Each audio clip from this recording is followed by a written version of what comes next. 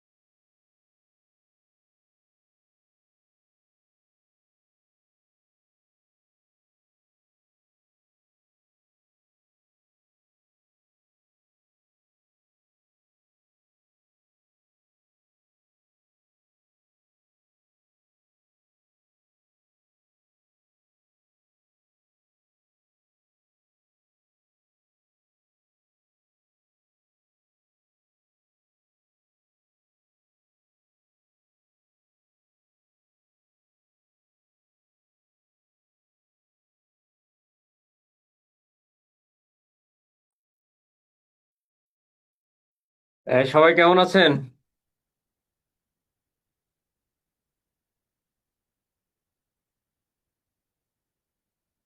বৃষ্টি, এশা, ফারজানা, ইসরাত, ঋতু, সাবি, সাইবা, সাজিদ, শিফা, কেমন আছেন সবাই? এরপর হচ্ছে তালুকদার। হ্যাঁ, উমর ফারুক। হ্যাঁ, আলহামদুলিল্লাহ ভালো আছি। এই কথা বললে আসলে ভালো লাগে, বুঝছেন? নাহলে তো একটা রোবটের মতো দাঁড়িয়ে দাঁড়িয়ে একা একা কথা বলা, এটা আসলে একটু কষ্টকর। বৃষ্টি, থ্যাংক ইউ, ধন্যবাদ। উমর, আলহামদুলিল্লাহ আমি ভালো আছি।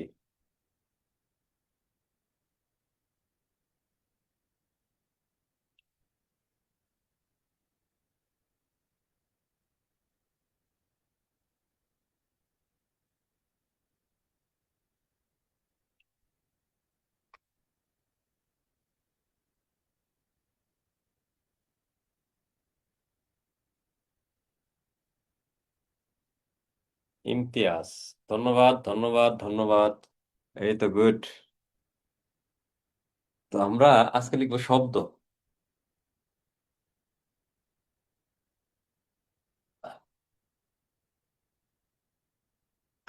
দেখেন, কতকগুলো বর্ণ পাশাপাশি বসে একটি অর্থবোধক কাঠামো গঠন করলে তাকে শব্দ বলে। কতকগুলো বর্ণ পাশাপাশি বসে একটি অর্থবোধক কাঠামো গঠন করলে তাকে শব্দ বলে।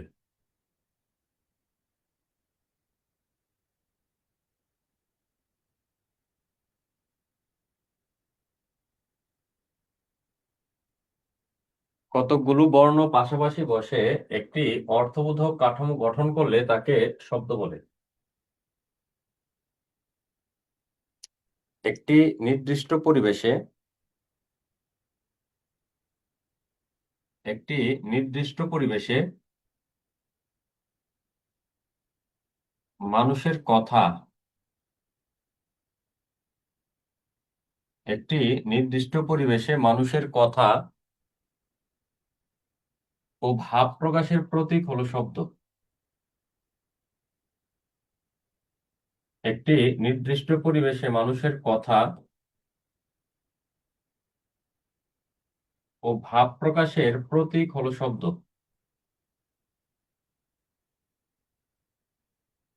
একটি নির্দিষ্ট পরিবেশে মানুষের কথা ও ভাব প্রকাশের প্রতীক হলো শব্দ।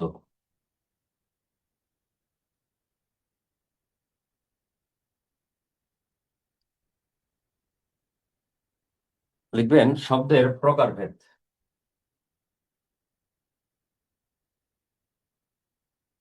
শব্দের প্রকারভেদ।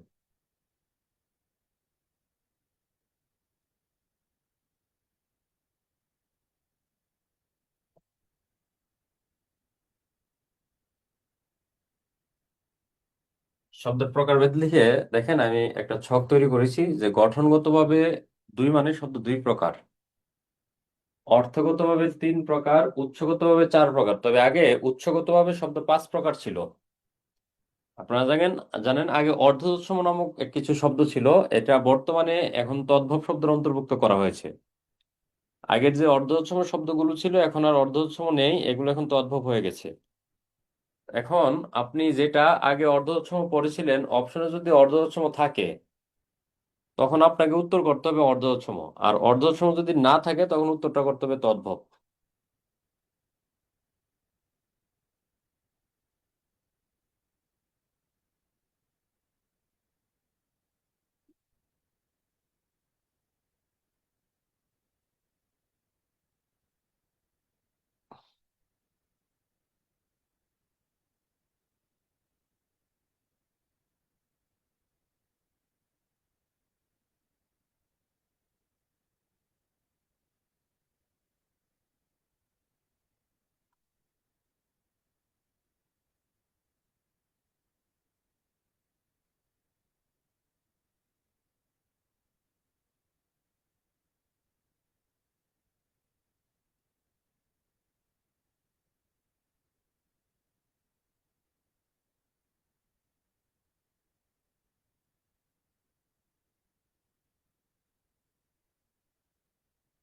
লিখতে পারছেন?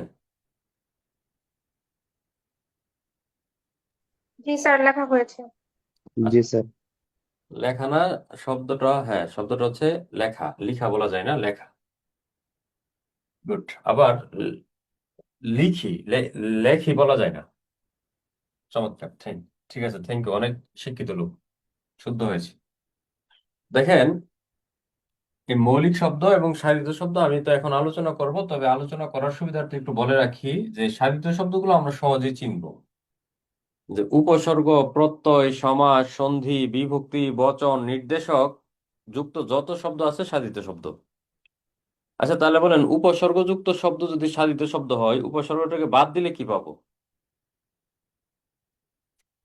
মৌলিক শব্দ। মৌলিক শব্দ পাবো। আচ্ছা, তাহলে বলেন, শুভেচ্ছা কি শব্দ?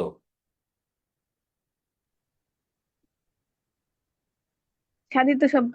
মৌলিক সাধিত শব্দ। শব্দ। মৌলিক শব্দ কি? ইচ্ছা। শুধু ইচ্ছা নয়, শুভ এবং ইচ্ছা দুইটাই। আচ্ছা, শুভ ইচ্ছা। তাহলে বলেন, হস্তি কি শব্দ? হস্তি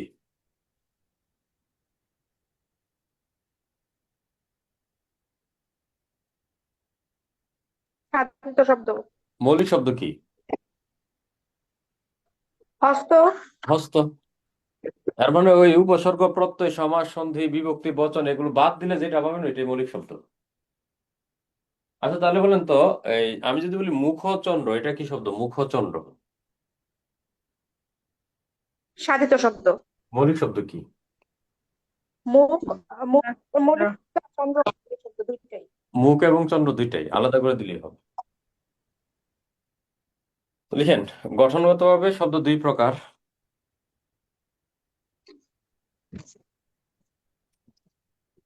এক নম্বর, মৌলিক শব্দ। মৌলিক শব্দ লিখে লিখেন, ভাঙা যায় না, ভাঙা বা বিশ্লেষণ করা যায় না। তাছাড়া আর কি খাবো, কিছু আছে? চাই খাই। মৌলিক শব্দ লিখে লিখেন, ভাঙা বা বিশ্লেষণ করা যায় না। যেমন, কমা দিয়ে দিয়ে লিখবেন, অঙ্গ, হাত, পা, এক, দুই, তিন। অঙ্গ, হাত, পা, এক, দুই, তিন। বই, খাতা, কলম, কিতাব।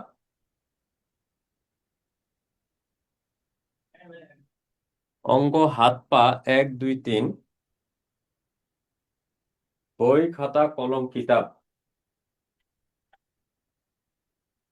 তারপর লিখেন গোলাপ। গোলাপ,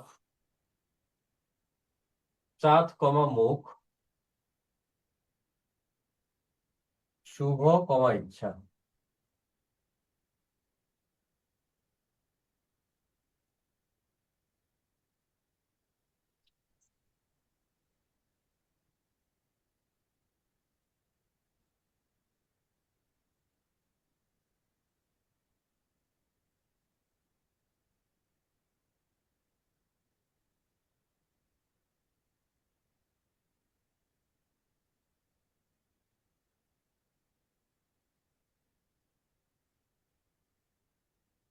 লিখছেন? এবার লিখেন সাধিত শব্দ।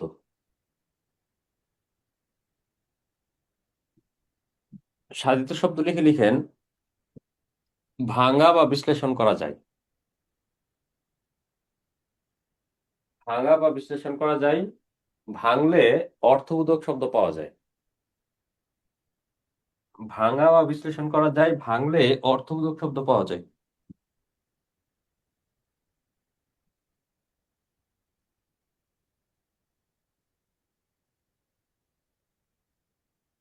ব্র্যাকেটে লিখেন উপসর্গ, প্রত্যয়, সমাস, সন্ধি, বিভক্তি, বচন, নির্দেশক,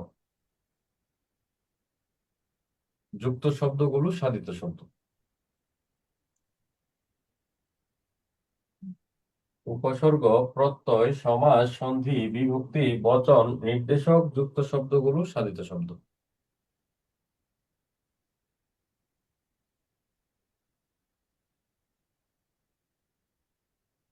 যেমন উপকূল, প্রতিদিন। উপকূল, প্রতিদিন, হস্তি, গোলাপি, কাজল কালো, শুভেচ্ছা, পরীক্ষা ইত্যাদি।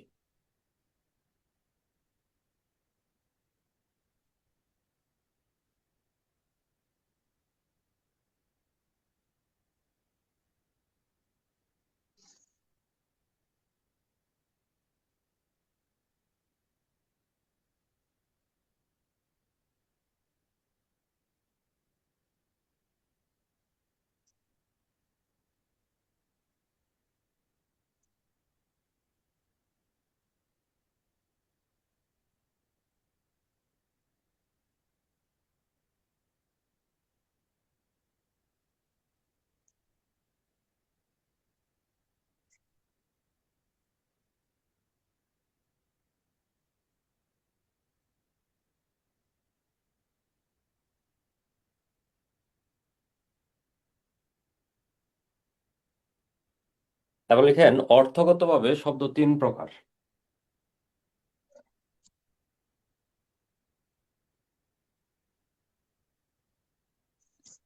অর্থগতভাবে শব্দ তিন প্রকার।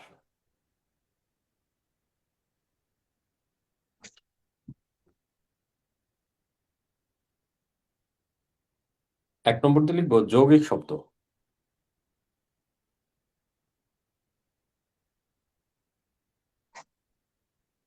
যৌগিক শব্দ লিখে লিখেন, ব্র্যাকেটে লিখেন উপসর্গ বা প্রত্যয় দ্বারা গঠিত, অর্থ একরকম। উপসর্গ বা প্রত্যয় দ্বারা গঠিত, অর্থ একরকম।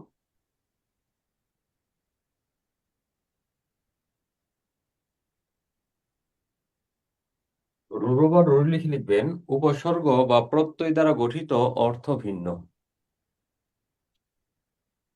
উপসর্গ বা প্রত্যয় দ্বারা গঠিত, অর্থ ভিন্ন।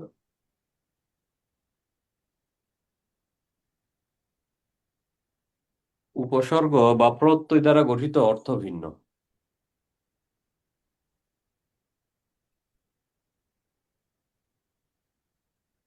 তিন নম্বরতে লিখবেন যোগূর্র। যোগূর্র লিখে লিখবেন সমাস দ্বারা গঠিত, অর্থ ভিন্ন।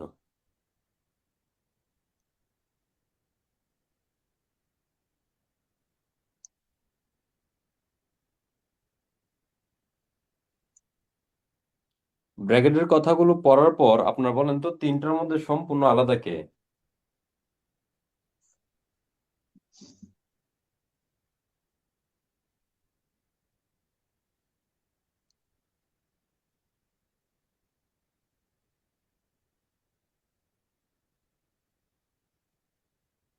এই তিনটার মধ্যে সম্পূর্ণ আলাদা কে? ব্র্যাকেটের কথাগুলো পরে বলেন তো দেখি। যোগরূঢ় কেন রে?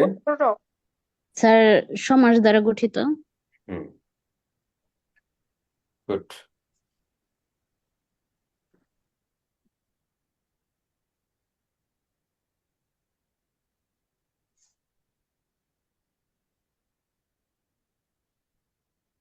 তাহলে আপনি যদি বুঝে ফেলেন যে একটা শব্দ সমাস দ্বারা গঠিত, তাহলে নিশ্চিতভাবে এটা আমাদের যোগূঢ় শব্দ হয়ে যাবে। যদি সমাস দ্বারা গঠিত না হয়, তাহলে এটা হয় হবে যৌগিক, না হয় হবে রূঢ়ি। এটা নির্ভর করবে অর্থের উপরে। যদি অর্থ একরকম হয় যৌগিক, অর্থের মধ্যে ভিন্নতা থাকলে রূঢ় বা রূঢ়ি। তাহলে আপনার সাথে আপনার কাছে যদি কোনো সমাস দ্বারা গঠিত শব্দ চলে আসে, আপনি যদি বুঝে ফেলেন এটা এই সমাস দ্বারা গঠিত, তাহলে অর্থগতভাবে কি শব্দ জিজ্ঞেস করলে উত্তর কি দিবেন? যোগরূঢ়। যোগূঢ়। এবং যোগগুলো মজার বিষয় হচ্ছে আপনি যত বহুব্রী সমাস পড়েছিলেন, বহুব্রী সমাসের যত উদাহরণ আছে আপনি এই জায়গায় লিখতে পারবেন। তো সমাস দ্বারা সমাস না হলেই তো এটা হয় হবে যৌগিক, না হয় হবে রুটি। এটা নির্ভর করবে অর্থের উপরে। দেখাবো, আমরা উদাহরণ দিলে বুঝবো। লিখে নেন আবার যৌগিক শব্দ। যৌগিক শব্দ লিখে লিখবেন যে সকল যৌগিক শব্দ লিখে লিখবেন যে সকল উপসর্গ বা প্রত্যয় দ্বারা গঠিত শব্দের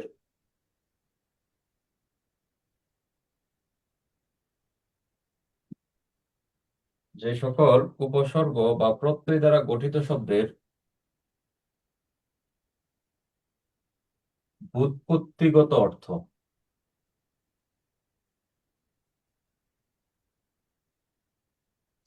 যে সকল উপসর্গ বা প্রত্যয় দ্বারা গঠিত শব্দের ব্যুৎপত্তিগত অর্থ ও প্রচলিত অর্থ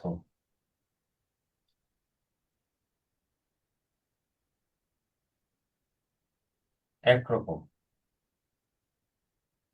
যে সকল সমাস দ্বারা গঠিত শব্দের ব্যুৎপত্তিগত অর্থ ও প্রচলিত অর্থ একরকম।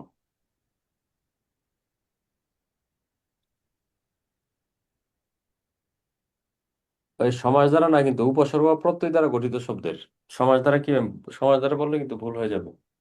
যে সকল উপসর্গ বা প্রত্যয় দ্বারা গঠিত শব্দের ব্যুৎপত্তিগত অর্থ ও প্রচলিত অর্থ একরকম।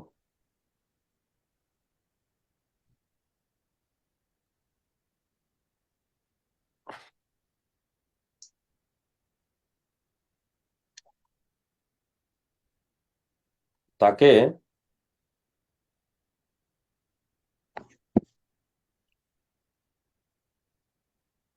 যৌগিক শব্দ বলে। যেমন আমি যদি বলি জ্ঞানী। আচ্ছা বলেন তো, এই জ্ঞানী শব্দের অর্থ কি? মানে জ্ঞানী বলতে আপনি কি বুঝেন? যার জ্ঞান আছে। হ্যাঁ, জ্ঞান একটা শব্দ বলার সাথে সাথে আপনি যে অর্থটা বুঝলেন এটা তার প্রচলিত অর্থ। তাহলে জ্ঞানী এর প্রচলিত অর্থ হচ্ছে জ্ঞান আছে যার। তো আচ্ছা বলেন তো দেখি, এই জ্ঞানীর মূল শব্দটা কি? জ্ঞান। জ্ঞান। অতিরিক্ত অংশ ই।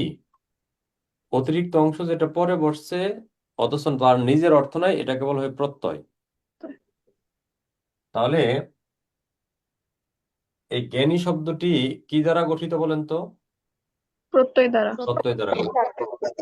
তাহলে এটা হয় হবে যৌগিক, না হয় হবে রূঢ়ি। এটা নির্ভর করে তার অর্থের উপরে। তো জ্ঞানী শব্দের একটা অর্থ আমাদের জানা আছে, এটা জ্ঞান আছে যার। এখন এটাকে আমরা ভাঙবো। ভেঙে আমরা পেলাম জ্ঞান যোগ ইন। এই ইন প্রত্যয় আছে যার অর্থ প্রকাশ করে। তো ভেঙে আমরা পেলাম জ্ঞান আছে যার।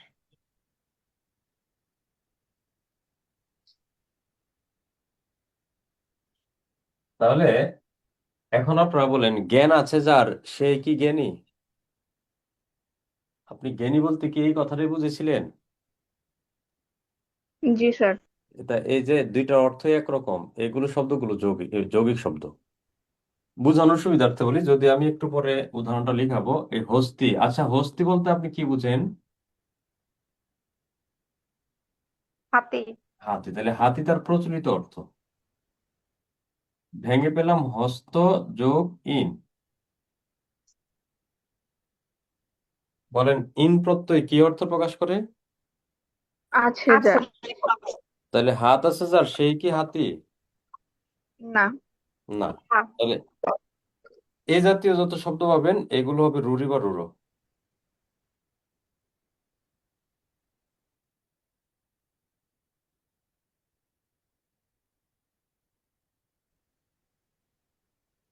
এক মিনিট।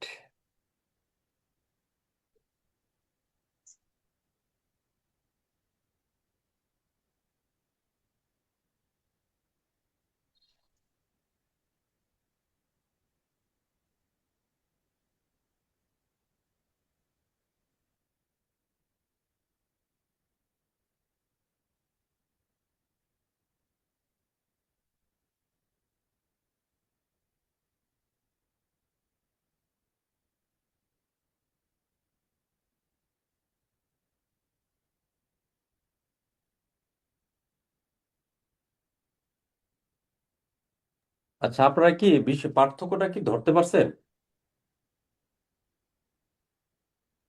জি স্যার। আচ্ছা, মেধাবী বলতে কি বুঝেন? মেধাবী মেধা আছে যার। যার।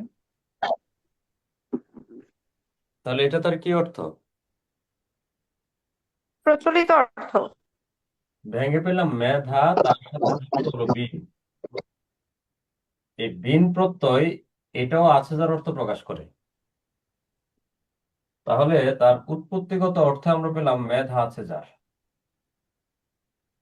এখন মেধা আছে যার সেই তো মেধাবী। তাহলে এটা যৌগিক। গায়ক, গই মানে গান।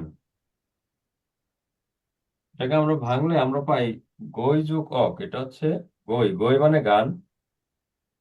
এই অক প্রত্যয় ব্যবহৃত এই কর্তা, কর্তা বলতে যিনি করেন বা যে করে অর্থে। তো গই মানে গান আর অক মানে যিনি করেন, সাজিয়ে বললে হয় যিনি গান করেন। এখন বলেন যিনি গান করেন সেই কি গায়ক? জি স্যার। হ্যাঁ। তাহলে এটা কি শব্দ? যৌগিক শব্দ। যৌগিক শব্দ। তাহলে ভাঙলে যা জোড়া লাগলে তা কি শব্দ? যৌগিক। যৌগিক। ভাঙলে যা জোড়া লাগলে আরেকটা রুরো বা রুরি। রূঢ়। এইটুকু তুলে তোলার পর বলবেন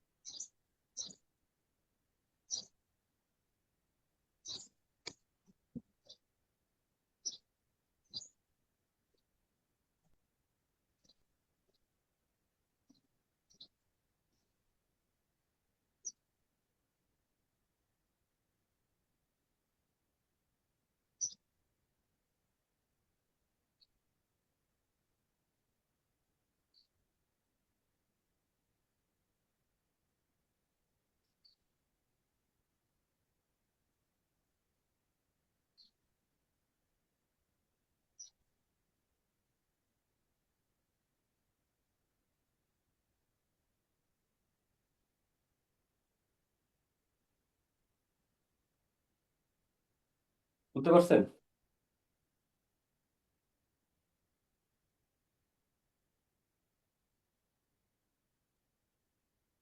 স্যার অফ কি এখানে গান করেন এই অর্থে ব্যবহৃত হয়েছে নাকি? এই অক প্রত্যয় এটা যিনি করেন অর্থ প্রকাশ করে, যিনি করেন। আর গই মানে গান।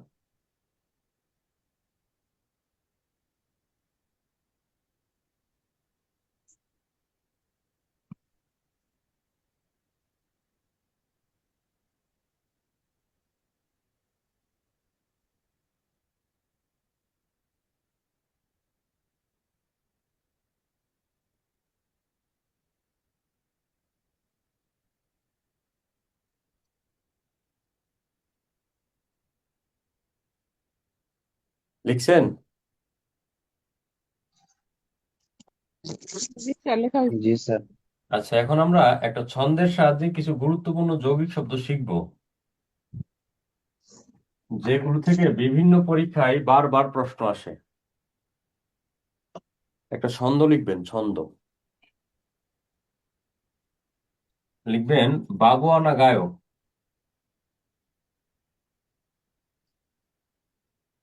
বাবুয়ানা গায়ক তার কর্তব্য ভুলে গিয়ে।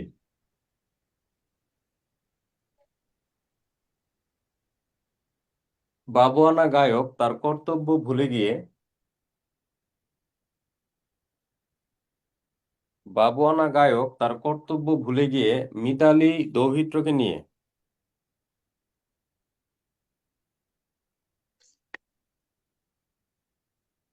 বাবুয়ানা গায়ক তার কর্তব্য ভুলে গিয়ে মিতালি দৌহিত্রকে নিয়ে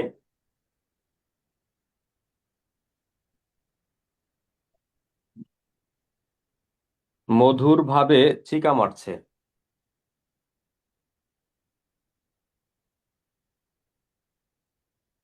বাবুয়ানা গায়ক তার কর্তব্য ভুলে গিয়ে মিতালি দৌহিত্রকে নিয়ে মধুর ভাবে চিকা মারছে।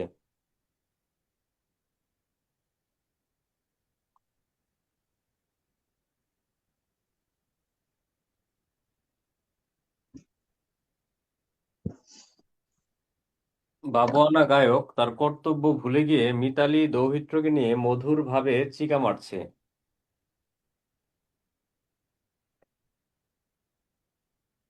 আনয়ন করবেন বাবুয়ানা গায়ক কর্তব্য মিতালি দৌহিত্র মধুর চিকা মারা। বাবুয়ানা গায়ক কর্তব্য মিতালি দৌহিত্র মধুর চিকা মারা।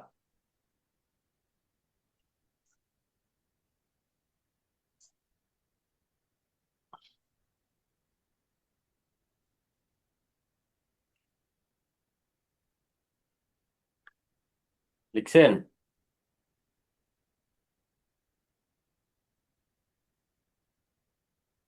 জি স্যার, লিখছি। কথা বলবেন, এরকম কথা বললে ভালো লাগে। এবার লিখেন রুরো বা রুরি শব্দ। রুরো বা রুরি। রুরো বা রুরি লিখে লিখেন মূল সংজ্ঞাটা লিখেন, আর আমরা বড় সংজ্ঞা লিখবো না। লিখেন উপসর্গ বা প্রত্যয় দ্বারা গঠিত অর্থ ভিন্ন।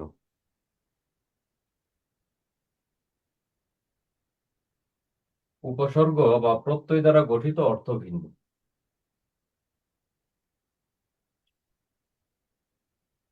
উপসর্গ বা প্রত্যয় দ্বারা গঠিত অর্থ ভিন্ন।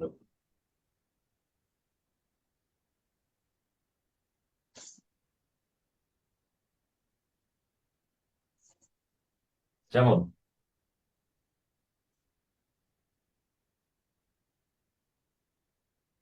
হস্তি।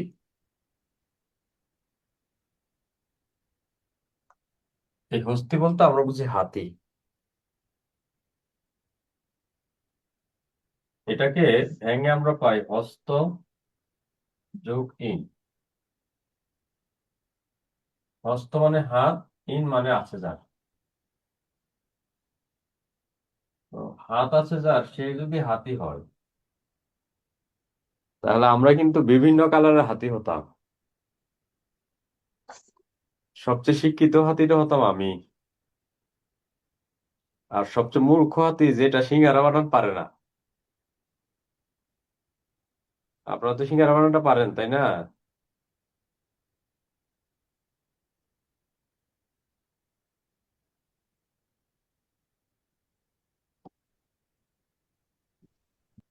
গবেষণা।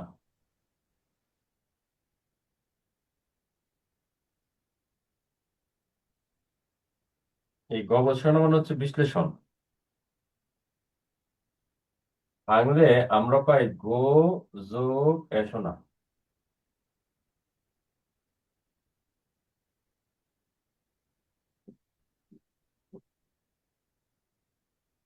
এর ব্যুৎপত্তিগত অর্থ হলো গরু খোঁজা। গরু খুঁজলেই যদি গবেষণা হতো, বাংলাদেশের এক একজন রাখাল এক একজন গবেষক হয়ে যেত। বাঁশি একটা বাদ্যযন্ত্র। ভেঙে আমরা পাই বাঁশ, একটা বড় ধরনের ঘাস। হ্যাঁ, এই প্রত্যয়টা ব্যবহৃত হয় দ্বারা নির্মিত অর্থে, দ্বারা নির্মিত, বাঁশ দ্বারা নির্মিত। আলহামদুলিল্লাহ।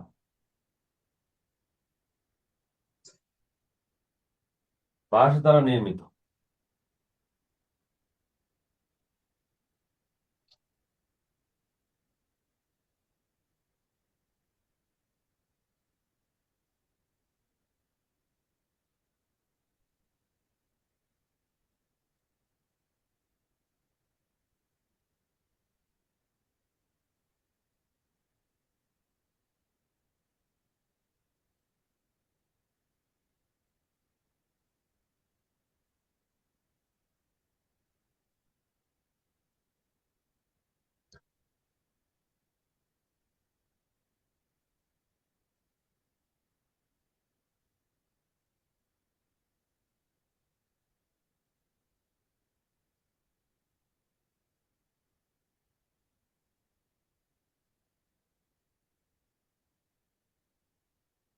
এবার একটা ছন্দ লিখেন।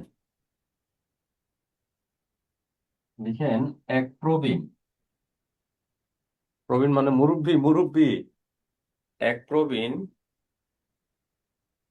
তৈলে ভাজা সন্দেশ খেয়ে, এক প্রবীণ তৈলে ভাজা সন্দেশ খেয়ে পাঞ্জাবি পরে। এক প্রবীণ তৈলে ভাজা সন্দেশ খেয়ে পাঞ্জাবি পরে গবেষণা করে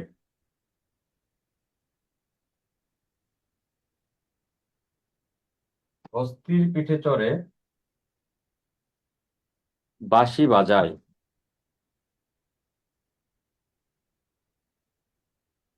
এক প্রবীণ তৈলে ভাজা সন্দেশ খেয়ে পাঞ্জাবি পরে গবেষণা করে হস্তির পিঠে চড়ে বাঁশি বাজায়।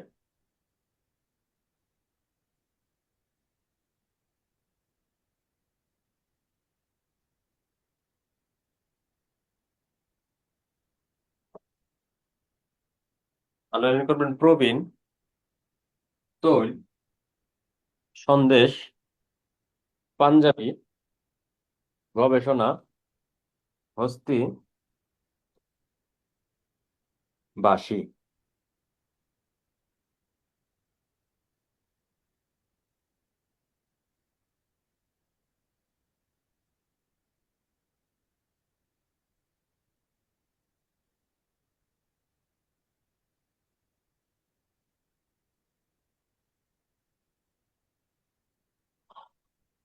আজকে যে এই কোথায় বলি এটা, মিউট করার সিস্টেমটা খুব।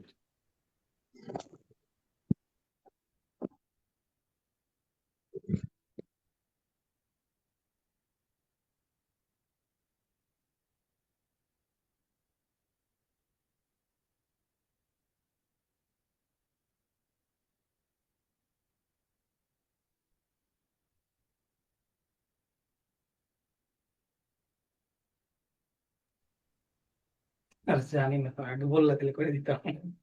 কারণ ওই যে আগে স্যার যেভাবে ছিল ওইভাবেই, তাহলে আগে একটু বলে দিলে স্যার দিয়ে দিতাম। বুঝছি বুঝছি। এবার লিখেন যোগর র। হোয়াটসঅ্যাপে দিয়েছি, ওটা একটু দেখি, তাহলে ওইভাবেই থাকবে কালকে ক্লাসটা। যোগর র লিখেন সমাজ দ্বারা গঠিত অর্থ ভিন্ন। শুক্র 10টায় 47 বেসের দুইটা ডাবল ক্লাস, আর বিকেল 5টায় দিন ডাক্তারদের স্যার একটা ক্লাস। ঠিক আছে, থ্যাংক ইউ। সাড়ে 6টার মধ্যে কমপ্লিট হয়ে যাবে। ঠিক আছে, ঠিক আছে, থ্যাংক ইউ, থ্যাংক ইউ। আর সাজেশন বেসে একটা সমাধান ক্লাস আছে, এটা কি হবে আমি জানি না, ওই টপিকে কি।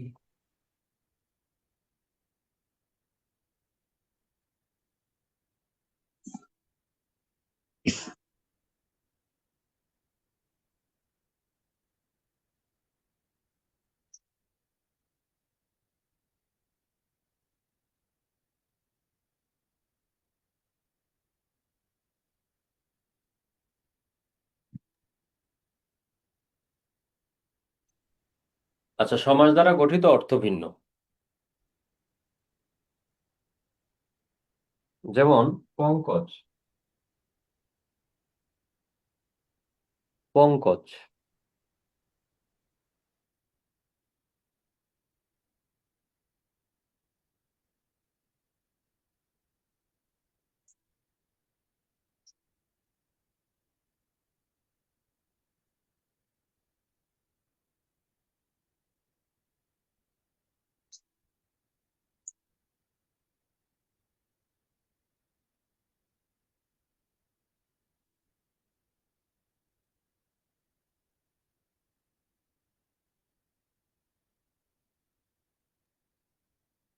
পঙ্কে জন্মে যা। জলধি, জলধি। এই পঙ্কজ মানে কিন্তু পদ্ম ফুল। এই পদ্ম ফুল হচ্ছে তার প্রচলিত অর্থ। আর জলধি শব্দের অর্থ হচ্ছে সমুদ্র। ভেঙে আমরা পাই জল ধারণ করে যা।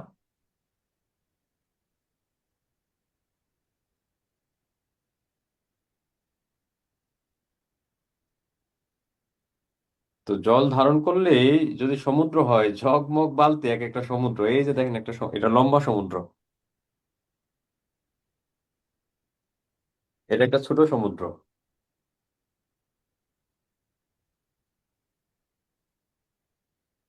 তো জল ধারণ করলে সেটা সমুদ্র নয়। এই অর্থ ভিন্নতা থাকার কারণে এটা জগুর। রাজপুত। স্যার পঙ্ক মানে কি হবে?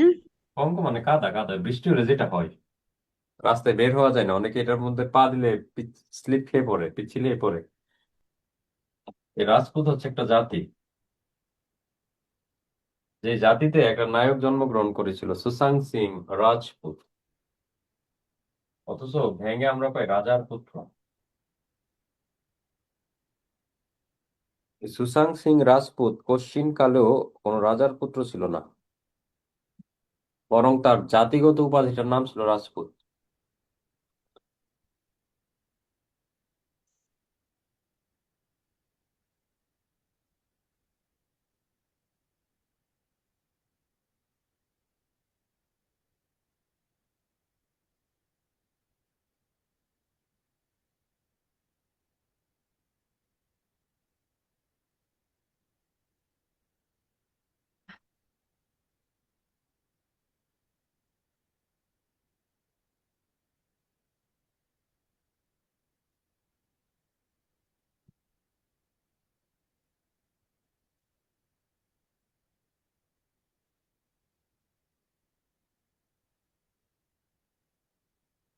আন্দোলন করবেন, আরে সরি, একটা ছন্দ লিখবেন, লিখবেন রাজপুত পঙ্কজ,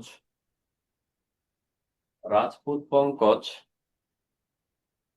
মহাযাত্রা করে, রাজপুত পঙ্কজ মহাযাত্রা করে জলধির নিকট চলে গেল।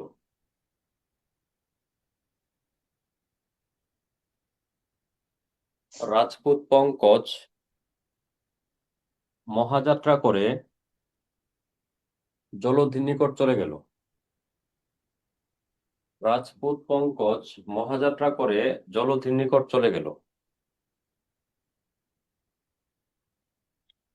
আন্দোলন করবেন রাজপুত পঙ্কজ মহাযাত্রা আর হচ্ছে জলধি। এবার লিখেন উৎসগতভাবে শব্দ চার প্রকার। উৎসগতভাবে শব্দ চার প্রকার। উৎসগতভাবে শব্দ চার প্রকার।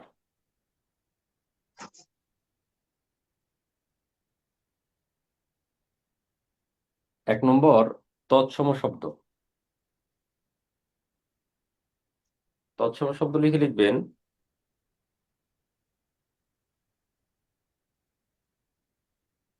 প্রাচীন ভারতীয় আর্য ভাষা থেকে বিবর্তিত হয়ে।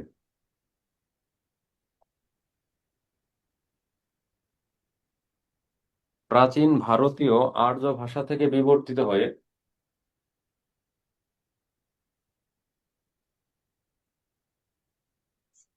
যে সকল শব্দের লিখিত রূপ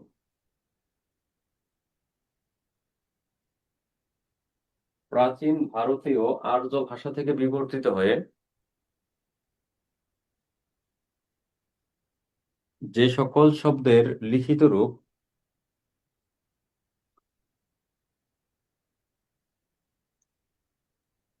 সংস্কৃত শব্দের অনুরূপ। প্রাচীন ভারতীয় আর্য ভাষা থেকে বিবর্তিত হয়ে যে সকল শব্দের লিখিত রূপ সংস্কৃত শব্দের অনুরূপ।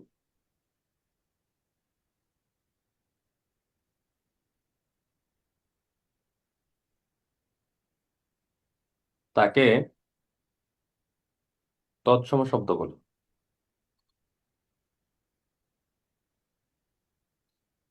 তাকে তৎসম শব্দ বলে। চেনার উপায়,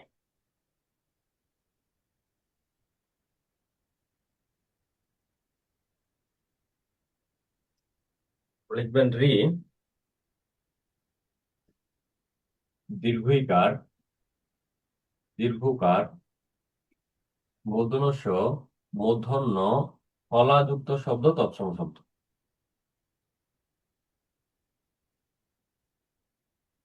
আচ্ছা, আমি যে প্রথমে একটা ছক লিখেছিলাম, ছক, ওইখানে কি আমি কোনো পার্সেন্টেজ লিখেছিলাম শব্দের উৎসের? না স্যার। না না, ওইখানে একটু লিখে রাখেন, তৎসম বরাবর লিখেন 25। তৎসম বরাবর লিখেন 25, তদ্ভব লিখেন 65। 65 বলতে এটা আগে 5% ছিল অর্ধ তৎসম আর 60% ছিল তদ্ভব, এখন দুইটা মিলে হয়েছে 65। 2 আর 8।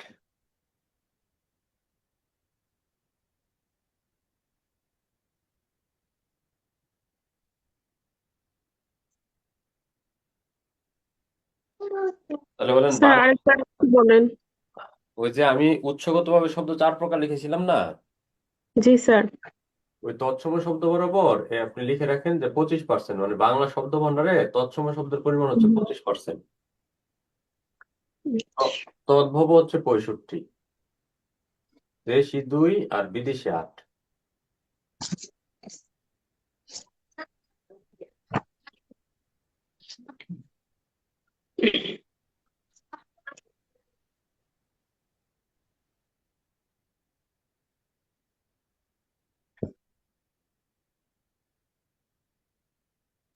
আচ্ছা, 5% আর 60% এটা কি লিখছেন তদ্ভবে?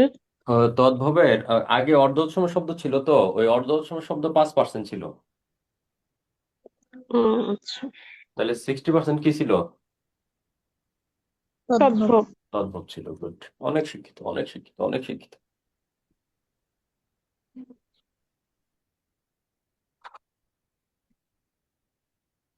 ঢাকাতে একটু পর পর বৃষ্টি হয়, আবার দিন ভালো হয়ে যায়, আবার বৃষ্টি হয়, থেমে থেমে কান্না করে।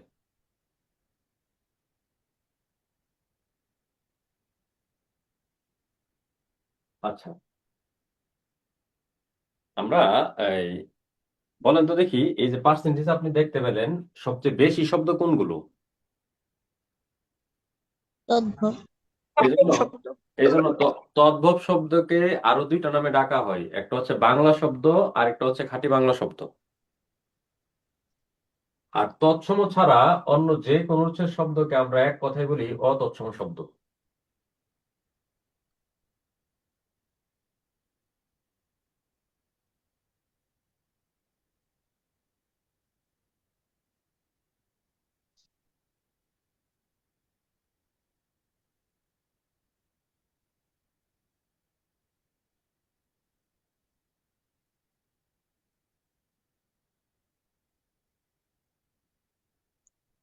আচ্ছা, তো যেটা বলছিলাম, রি দ্বারা যত রি দ্বারা গঠিত যত শব্দ আছে, রি দ্বারা গঠিত বলতে সরাসরি রি, রি কার নয়, প্রত্যেকটা শব্দ সংস্কৃত। বানান নিয়মে আপনি পাবেন যে দীর্ঘইকার বা তৎসম শব্দে দীর্ঘইকার বা দীর্ঘকার হয়। তখন তাহলে আমরা বললাম ঠিক আছে, তাহলে কোন শব্দ যদি আমরা দীর্ঘইকার বা দীর্ঘকার পাই তাহলে ওইটাই তৎসম শব্দ। আমরা পেলাম তৎসম শব্দে মূর্ধন্য ষ ও মূর্ধন্য ব্যবহারের নিয়মকে নত্য সত্য বিধান বলে। তো আমরা উল্টা দিক থেকে চিন্তা করে বললাম ঠিক আছে, মূর্ধন্য ষ মূর্ধন্য থাকলে সেটা তৎসম বা সংস্কৃত শব্দ হয়ে যাবে। ফলাযুক্ত যত শব্দ আছে বেশিরভাগ শব্দই তৎসম।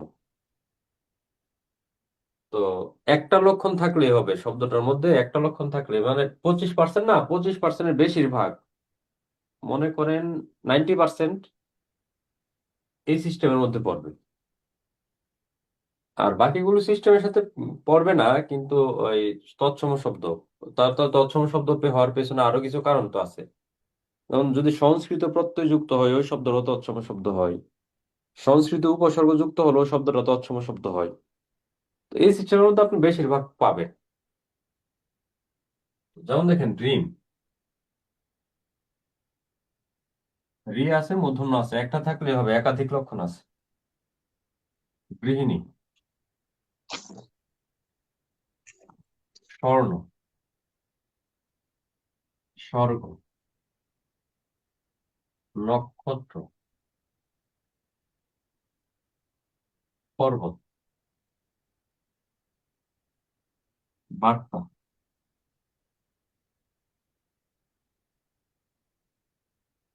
চন্দ্র, সূর্য, গ্রহ, গ্রহ তো লিখি না, গ্রহ, বধূ, ধূলি, ভূমি,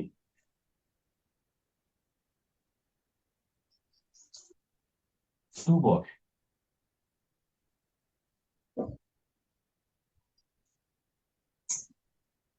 সুবর, ভাষা, ভাষণ, বর্ণ,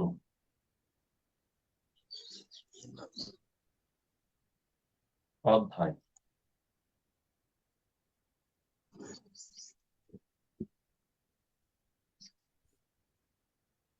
অধ্যায়, ব্যাকরণ। এই ব্যাকরণ শব্দটা যেমন সংস্কৃত, ব্যাকরণে যত অধ্যায়ের নাম পাবেন, সন্ধি, সমাস, প্রত্যয়, এগুলো সংস্কৃত শব্দ।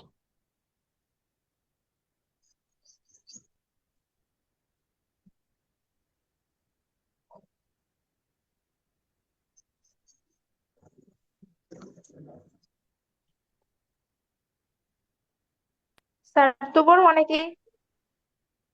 তুবর শব্দের অর্থ হচ্ছে যার দাড়ি গোঁফ জন্মায়নি, অজাতশত্রু। মাকুন্দ, মাকুন্দা, মৎকুন।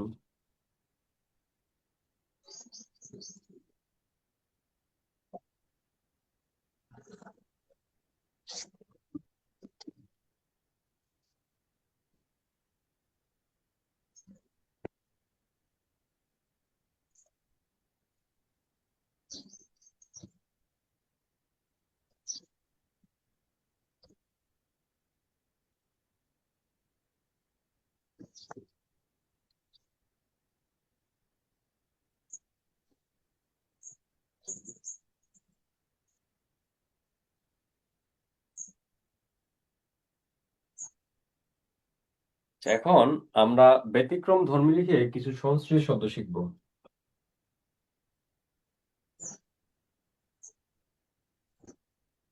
যেগুলো আমাদের সিস্টেমের সাথে মিলে না কিন্তু সংস্কৃত। হস্ত, মস্তক, বায়ু, বাতাস, আকাশ, বিমান, পথ, পতাকা, পদবী,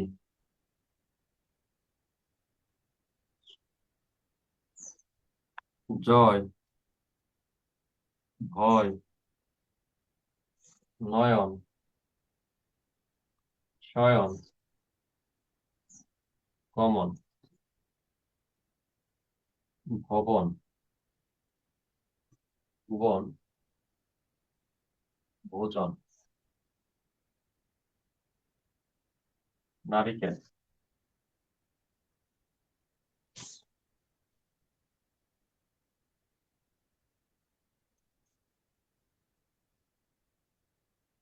নরক,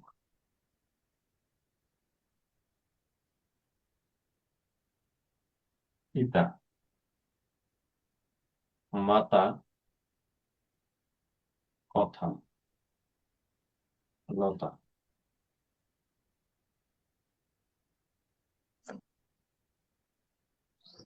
জল, ফল,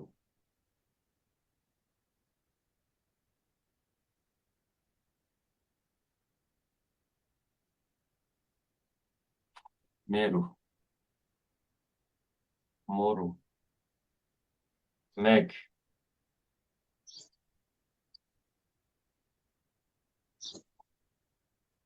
সাহস, কাক, বক, কোকিল, শীত। এই শীত শব্দের অর্থ হচ্ছে সাদা। শীতি, শীতি শব্দের অর্থ হচ্ছে সাদা বা কালো বর্ণের, সাদা বা কালো বর্ণের।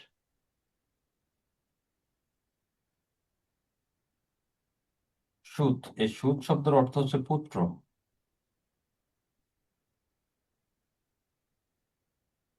সুতা, সুতা শব্দের অর্থ হচ্ছে কন্যা।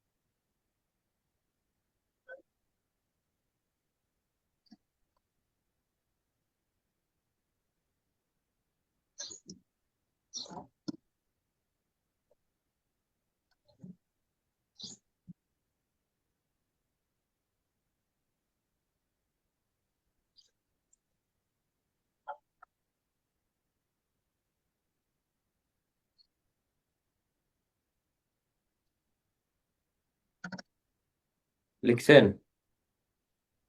ধন্যবাদ, থ্যাংক ইউ। এগুলো শব্দ অর্থে আছে, সুত, সুতা, শীত, শীতে, এগুলো শব্দ অর্থে আসে।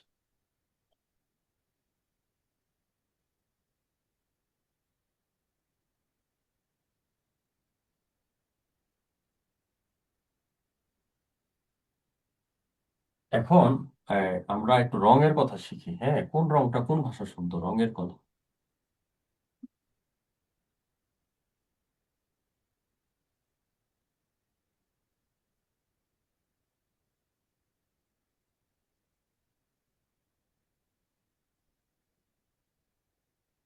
এক নম্বর হচ্ছে নীল, হরিদ্র,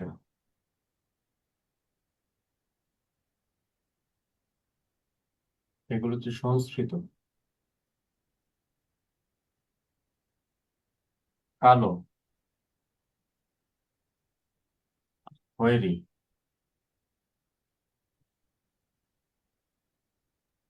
হলুদ, বেগুনি,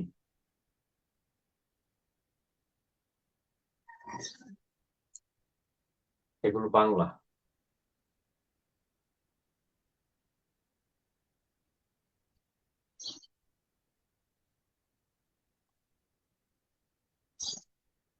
কমলা, দেশি শব্দ।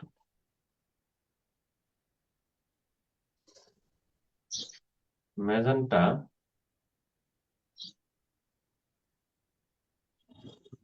ইতালিয়ান।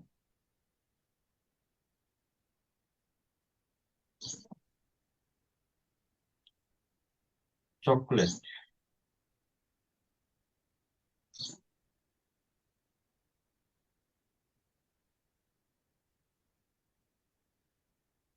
এটা পাঠ্য বইয়ের মেক্সিকান শব্দ। আহ আলহামদুলিল্লাহ। পাঠ্য বইয়ে মেক্সিকান আর পাঠ্য বইয়ে মেক্সিকান আর অভিধান হচ্ছে ফরাসি।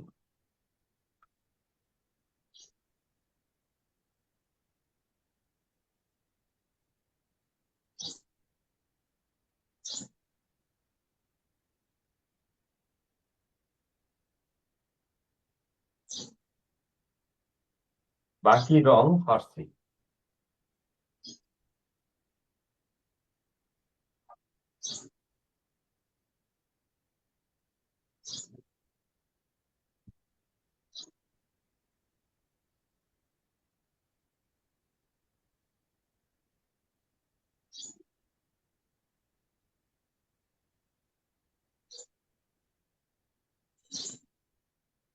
স্যার হরিদ্রা এটা কি রং? হরিদ্রা সংস্কৃত শব্দ, এর তদ্ভব শব্দটা হচ্ছে হলুদ।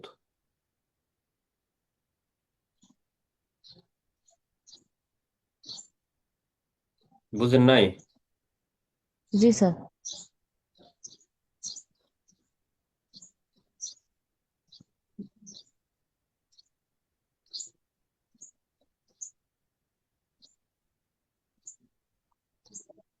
এবার লিখেন তদ্ভব শব্দ।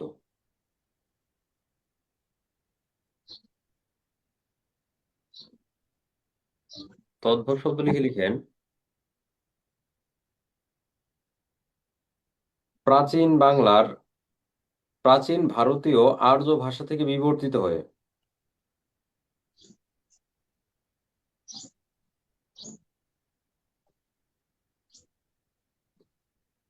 প্রাচীন ভারতীয় আর্য ভাষা থেকে বিবর্তিত হয়ে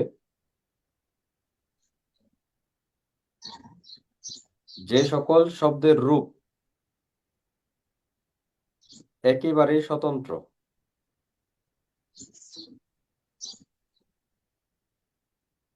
প্রাচীন ভারতীয় আর্য ভাষা থেকে বিবর্তিত হয়ে যে সকল শব্দের রূপ একেবারেই স্বতন্ত্র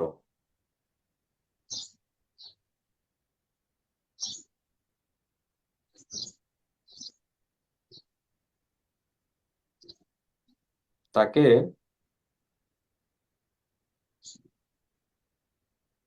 তদ্ভব শব্দ বলে।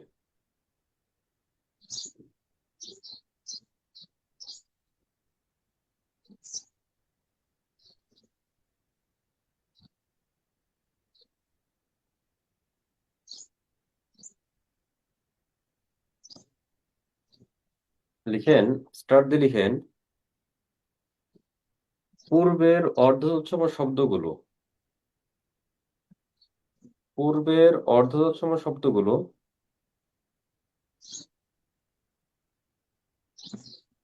বর্তমানে তদ্ভব শব্দের অন্তর্ভুক্ত।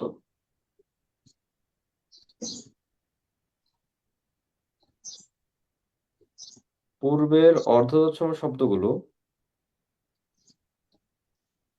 বর্তমানে তদ্ভব শব্দের অন্তর্ভুক্ত।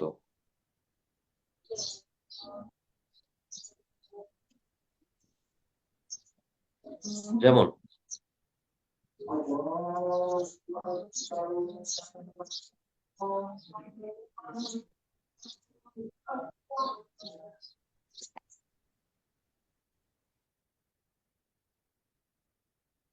আচ্ছা দেখেন, বিষয়টা হচ্ছে এরকম যে তৎসম, আচ্ছা তৎসম মানে তো সংস্কৃত, তারপরে সংস্কৃত লিখি যে সংস্কৃত থেকে পরিবর্তিত হলে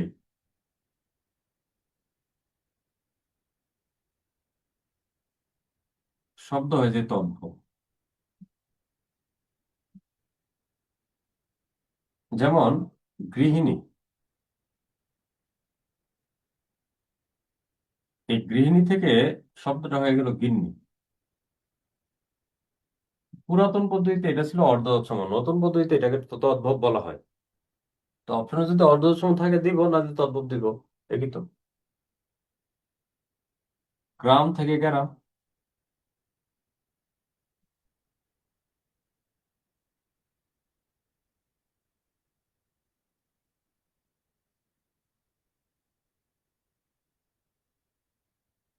শ্রাদ্ধ থেকে শ্রাদ্ধ,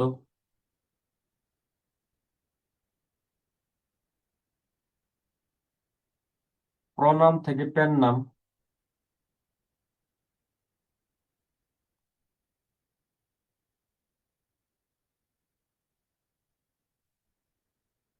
নিমন্ত্রণ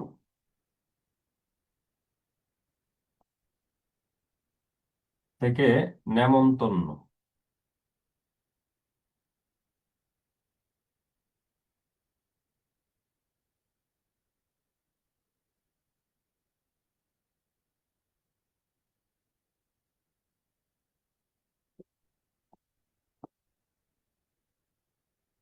জ্যোৎস্না থেকে জোছনা,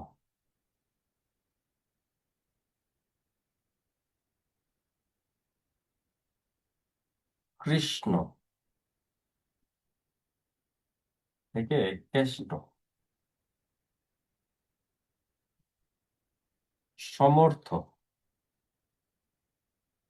থেকে সুমত্ত। তো এই শব্দগুলো দেখেন আগে কিন্তু অর্ধতৎসম ছিল, কিন্তু এখন আর অর্ধতৎসম নয়, এখন এগুলোকে সরাসরি কি বলে, তদ্ভব বলে। চন্দ্র থেকে চাঁদ,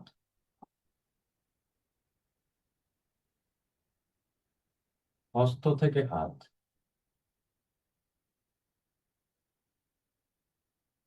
মস্তক থেকে মাথা, কর্ণ থেকে কান, কর্ণ থেকে পান,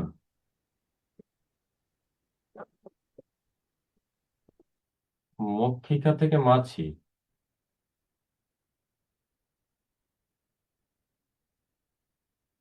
সন্তরণ থেকে সাঁতার,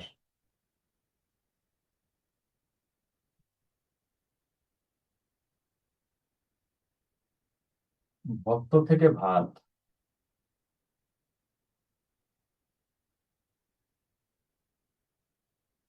মৎস্য থেকে মাছ,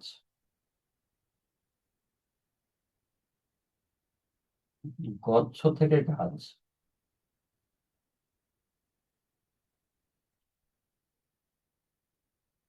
বধূ থেকে বউ,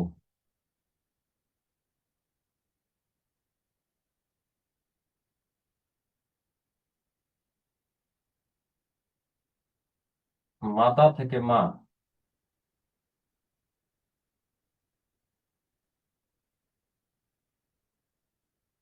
চর্মকার থেকে চামার,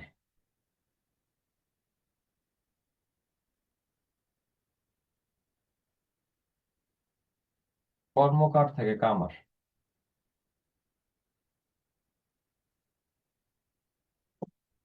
এগুলো তুলেন।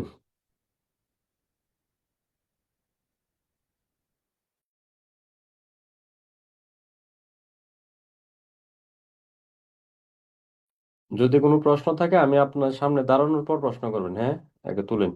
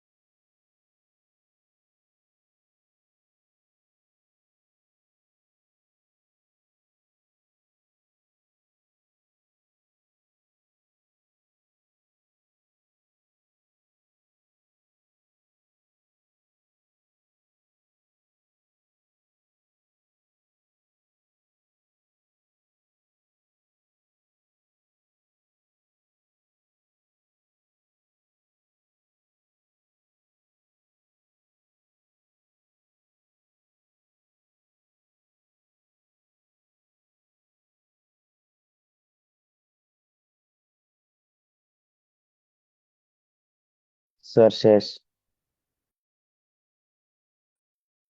ধন্যবাদ। স্যার অর্ধ তৎসমকে তদ্ভবে কেন আনলো? কারণ ব্যাকরণবিদরা মনে করে যে আজকে আগে অর্ধতৎসম শব্দ যেগুলো ছিল দেখেন, এটা সংস্কৃত থেকে পরিবর্তন হয়েছে সামান্য, হুম। এটা সংস্কৃত থেকে পরিবর্তিত হয়েছে একটু বেশি। সংস্কৃত থেকে প্রাকৃত, তারপর বাংলা, চন্দ্র থেকে চন্দ্র, চন্দ্র থেকে চাঁদ, হস্ত থেকে হত্ত, হত্ত থেকে হাত, মস্তক থেকে মস্তক, মস্তক থেকে মাথা।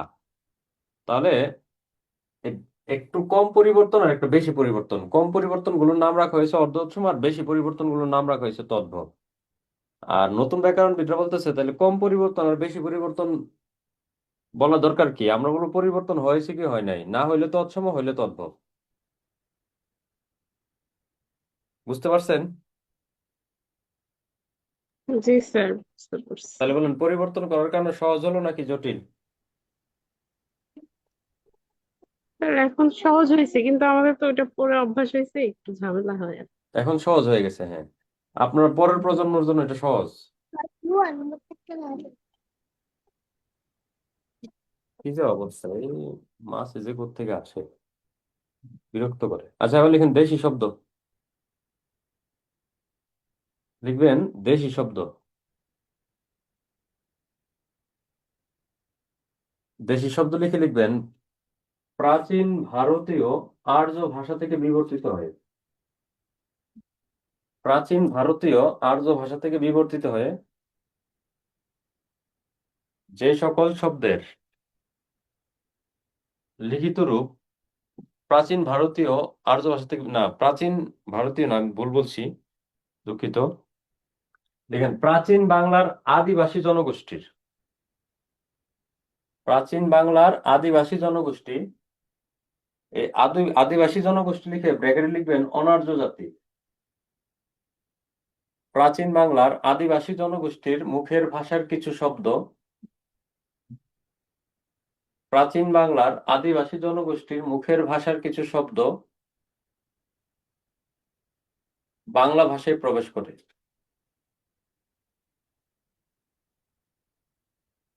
প্রাচীন বাংলার আদিবাসী জনগোষ্ঠীর মুখের ভাষার কিছু শব্দ বাংলা ভাষায় প্রবেশ করে।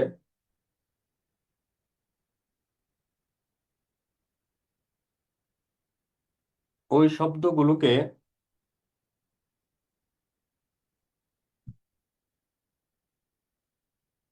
দেশি শব্দ বলে।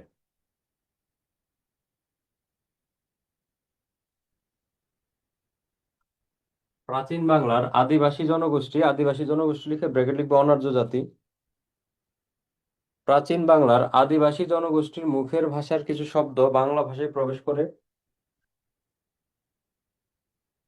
ওই শব্দগুলোকে দেশি শব্দ বলে।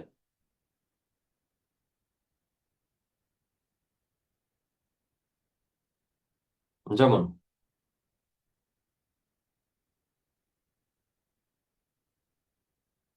লিখেন ডাঙ্গর চোখে কালা বোবা। এটা ছন্দ লিখেন, ডাঙ্গর চোখে কালা বোবা। ডাঙ্গর চোখে কালা বোবা, টুপর মাথায় ডিঙ্গায় চড়ে গঞ্জে গিয়ে।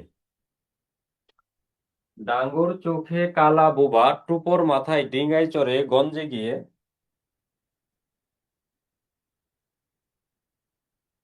চুলা কুলা ও ঢেকি না কিনে। ডাঙ্গর চোখে কালা বোবা, টুপর মাথায় ডিঙ্গায় চড়ে গঞ্জে গিয়ে চুলা কুলা ও ঢেকি না কিনে পেট ভরে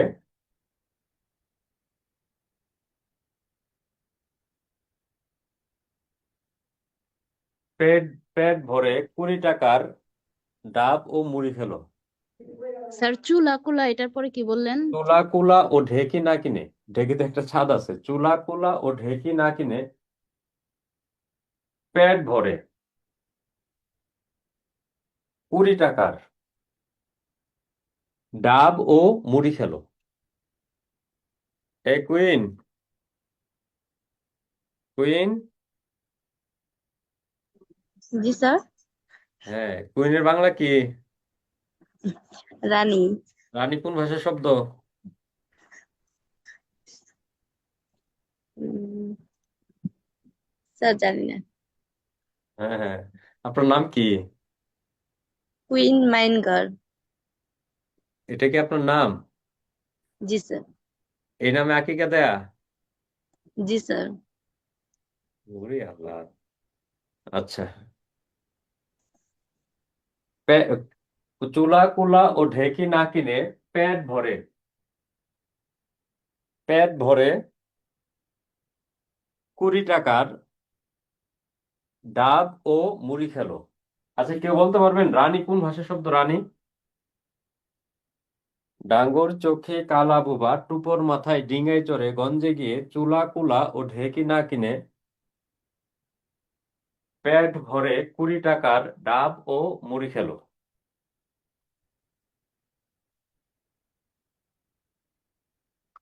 আবেদন করবেন ডাঙ্গর কালা বুবা টুপর ডিঙ্গা। ডাঙ্গর কালা বুবা টুপর ডিঙ্গা গঞ্জ, চুলা কুলা ঢেকি পেট 20 ডাব মুড়ি।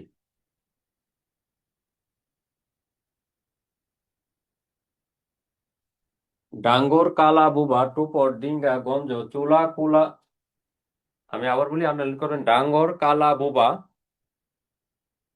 তারপরে ডিঙি, গঞ্জ, চুলা কুলা ঢেকি পেট 20 ডাব মুড়ি। বলেন এগুলো কি শব্দ? কৃষি শব্দ।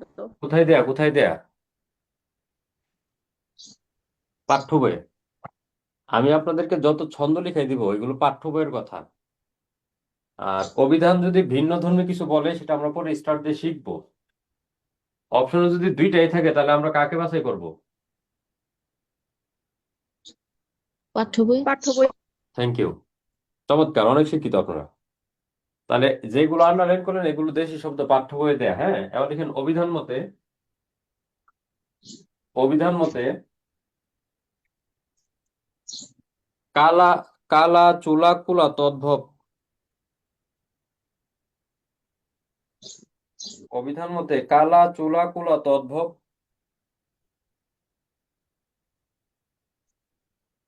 গঞ্জ ফার্সি, ঢেকি হিন্দি।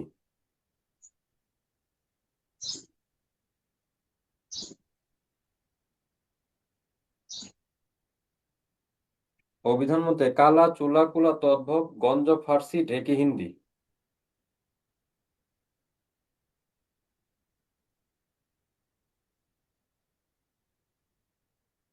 তার বলেন অভিধান মতে কালা চুলা কুলা কি শব্দ? তদ্ভব। তদ্ভব শব্দ। তদ্ভব। গঞ্জ ফার্সি। ফার্সি। ফার্সি, ঢেকি হিন্দি। যদি আর পাঠ্য বই এগুলো দেশি শব্দ।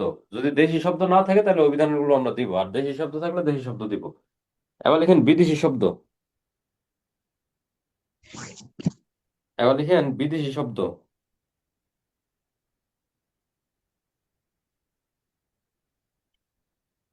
লিখেন বিভিন্ন দেশ হতে আগত শব্দকে বিদেশি শব্দ বলে।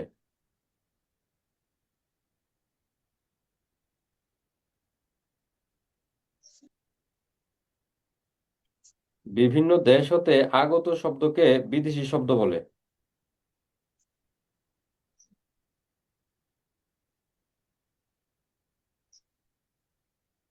বিভিন্ন দেশ হতে আগত শব্দকে বিদেশি শব্দ বলে।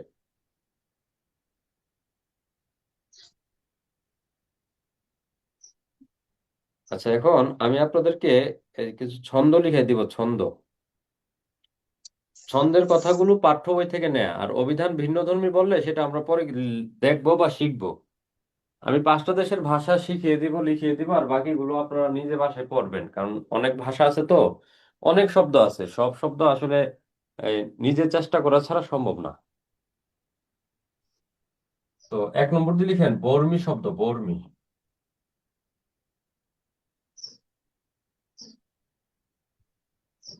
লিখেন বর্মিরা লুঙ্গিকে ফুঙ্গি বলে।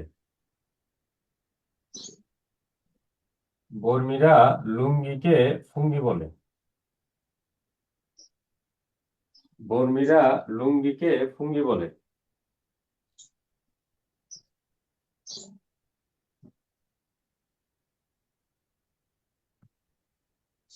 আন্ডারলাইন করবেন লুঙ্গি ফুঙ্গি।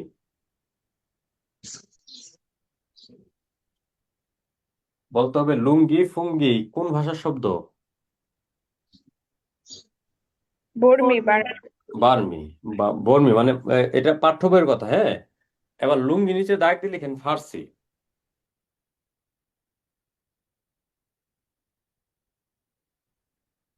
তাহলে লুঙ্গি শব্দটি ফার্সি শব্দ, কোথায় দেয়া? অভিধান। অভিধান। বিধানে অভিধানে, গুড। 2 নম্বর দিয়ে লিখেন গুজরাটি শব্দ। আপনাদেরকে পড়াতে আজকে আমার অনেক ভালো লাগতেছে, কারণ আপনারা আজকে আপনাদের পারফরমেন্স অনেক ভালো, আপনারা অনেক শিক্ষিত আজকে। লিখবেন গুজরাটে হরতালের দিন খদ্দর পাওয়া যায়।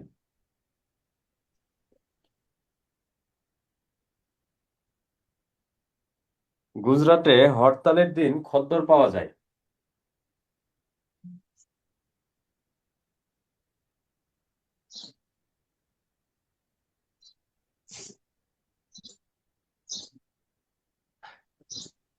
স্যার পরীক্ষায় যদি আসে তাহলে আমরা দিব কোনটা, বর্মি নাকি ফার্সি লুঙ্গি? আপনার নাম কি? আর তন্নি। এই তন্নির প্রশ্ন উত্তরটা কে দিবে? পাঠ্য বইয়ে যেটা আছে ওইটা দিব, আর যদি না থাকে তাহলে অভিধানটা। হ্যাঁ, আচ্ছা। সে নতুন জয়েন করেছে মনে হয়। প্রথমেই তন্নিকে 2টা থাপ্পড় দিলাম। মনে রাখতে হবে মেয়েরা লড়াই এবং ঝগড়া করা শিখেছে হিন্দি সিরিয়াল থেকে, আর সাথে সাথে ছেলেরা শিখে গেছে থাপ্পড় মারা। তন্নিকে থাপ্পড় দিলাম আর জানিয়ে দিলাম ঝগড়া, লড়াই, ঝগড়া এবং থাপ্পড় কোন ভাষার শব্দ?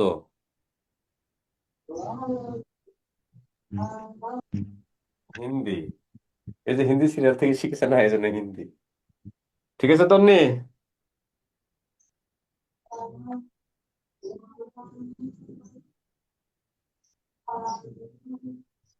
আচ্ছা, তারপর লিখবো আমরা, দুঃখিত। আচ্ছা, হরতাল খদ্দর, খদ্দর নিচে দাগ দিয়ে কি লিখছেন?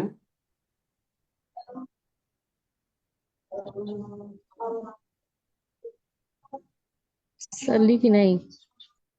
লিখেন দেশি শব্দ। গত মাসে ব্যাংকের গত মাসে না, দুঃখিত, গত নভেম্বরে ব্যাংকের এক পরীক্ষায় আসছে খদ্দর কোন ভাষার শব্দ? অপশনে দেশি ছিল না, আসলে দুঃখিত, গুজরাটি ছিল না, তাহলে কি ছিল? দেশি দেশি ছিল, উত্তর হয়েছে দেশি শব্দ। 3 নম্বর, এই পাঞ্জাবি শব্দ।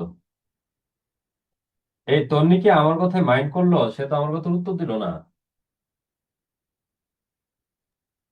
না স্যার, সমস্যা নেই। হ্যাঁ, আপনাকে কি শিখাইছি বলেন তো? হ্যাঁ, আমি তখন শুনতে পাই না প্রথমে যখন বলছিলেন, এই আরে জন্য। ঠিক আছে, যে বুঝলাম, আপনাকে কি শিখাইলাম বলেন? 3টা শব্দ শিখাইছি, হিন্দি কি কি? শব্দ। কি কি? হিন্দি শব্দ। হ্যাঁ, এবার থাপ্পড় দিলে যদি থানায় যান, ওই থানাটাও হিন্দি শব্দ। আচ্ছা। থানায় আমরা আপনার মামলা নিল না, এবার বসে বসে রাগ করে গিয়ে ওই যে ফুচকা খাবেন, ফুচকা, এই ফুচকাটাও হিন্দি। এবার ফুচকায় ফুচকা খেতে খেতে যদি মামুকে ফোন দেন, মামু, নানা, নানি, এগুলো হিন্দি। পাঞ্জাবি শব্দ লিখবেন শিখদের পাঞ্জাবির চাহিদা বেশি।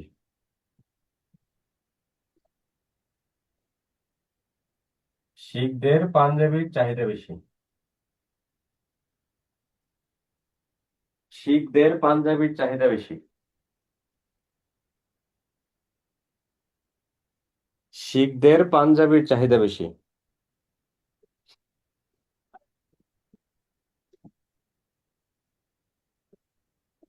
4 নম্বর, চীনা শব্দ, চীনা।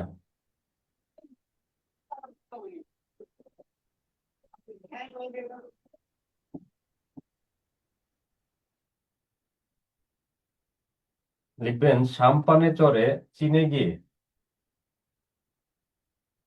সাম্পানে চড়ে চীনে গিয়ে চিনি ও এলাচি দিয়ে চা খেলে। সাম- সাম্পানে চড়ে চীনে গিয়ে চিনি ও এলাচি দিয়ে চা খেলে লুচি ও লিচু খেতে ইচ্ছে করে না। সাম্পানে চড়ে চীনে গিয়ে চিনি ও এলাচি দিয়ে চা খেলে লুচি ও লিচু খেতে ইচ্ছে করে না।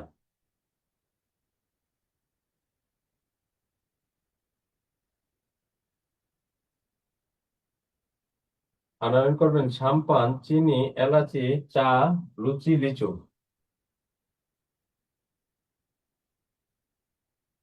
স্টার্ডি লিখেন অভিধান মতে। স্টার্ডি লিখেন অভিধান মতে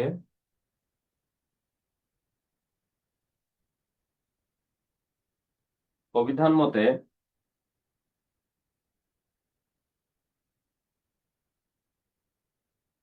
চিনি এলাচি লুচি তদ্ভব শব্দ।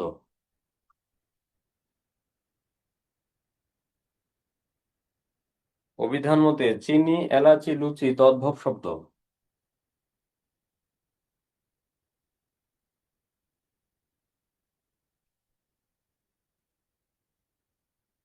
অভিধান মতে চিনি এলাচি লুচি তদ্ভব শব্দ।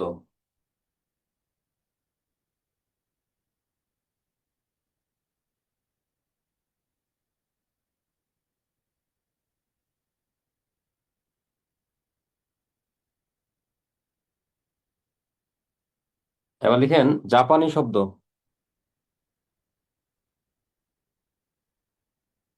লিখেন জাপানি মেয়ে হাসনু হানা।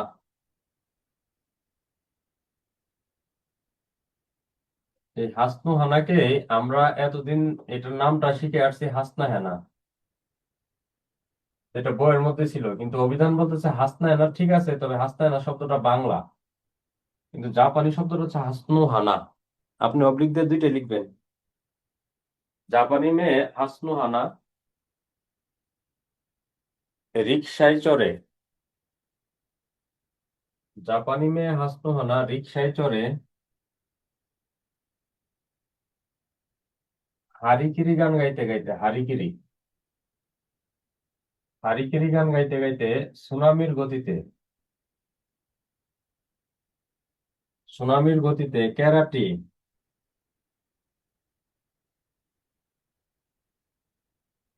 ও জুডো শিখতে যায়। জাপানি মেয়ে হাসনু হানা রিকশায় চড়ে হারিকিরি গান গাইতে গাইতে সুনামির গতিতে ক্যারাটি ও জুডো শিখতে যায়।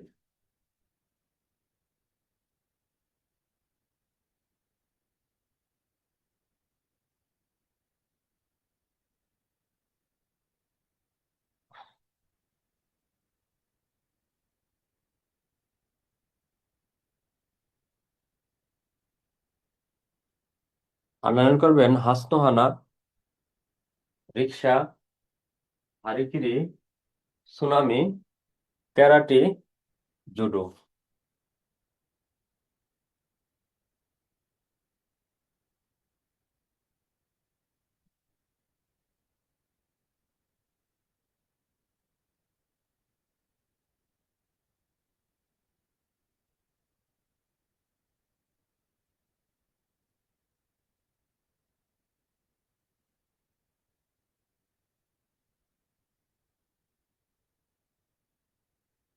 পারবেন? আর কোনো ভাষা লিখাবো বলেন?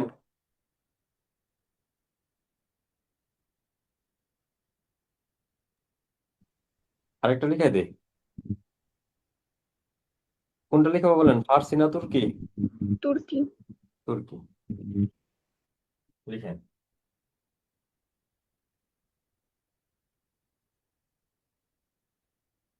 বাবা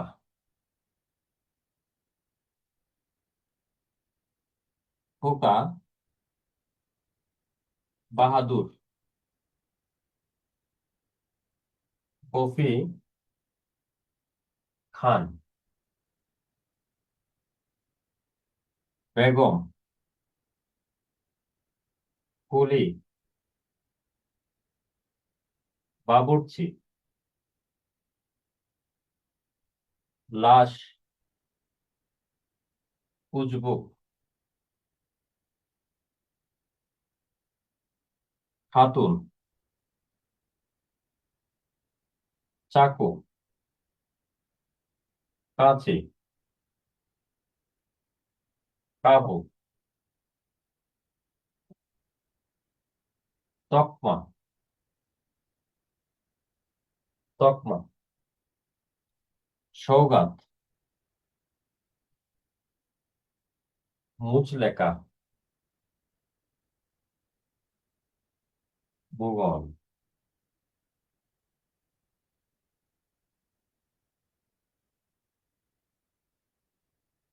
আর চাকর নিয়ে কথা হচ্ছে, চাকর টেক্সট বুক বলে তুর্কি,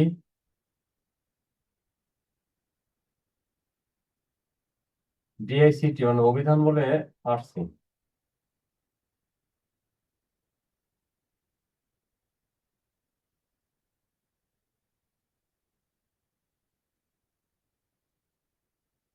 ঠিক আছে, ভালো থাকেন, সুস্থ থাকেন, ইনশাল্লাহ আবার দেখা হবে।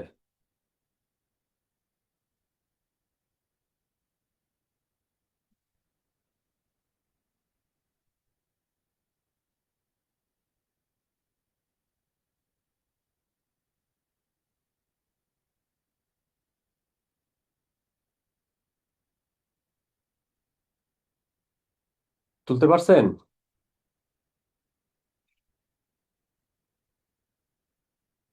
জি স্যার। জি স্যার। ঠিক আছে, লাইভটা কেটে দিব।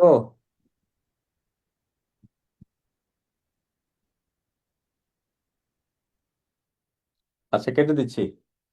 ভালো থাকেন, সুস্থ থাকেন, ইনশাল্লাহ আবার দেখা হবে। Thank you.